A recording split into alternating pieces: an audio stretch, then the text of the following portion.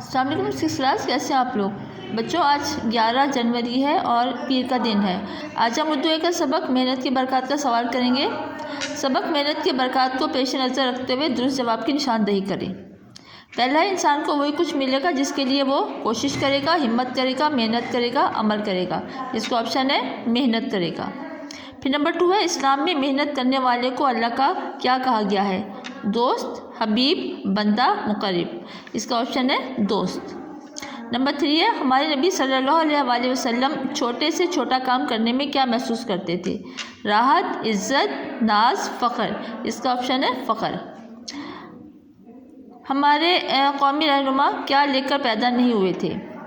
ہاتھ میں سونے کی پلیٹ، منہ میں سونے کا چمچ، منہ میں سونے کا نوالا، جسم پر سونے کا لباس، اس کا آپشن ہے منہ میں سونے کا چمچ۔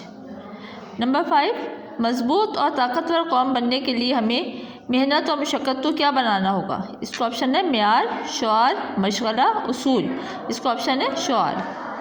نمبر 6، کامیابی محنتی طالب علم کے قدم بڑھاتی ہے، قدم اٹھاتی ہے، قدم چھوتی ہے یا قدم چومتی ہے، اس کا آپشن ہے قدم چومتی ہے۔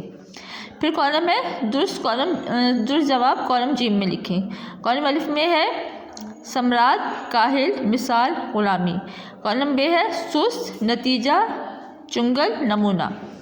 اب یہ ہے ثمرات کا مطلب ہے نتیجہ، کاہل سست، مثال نمونہ، غلامی چنگل۔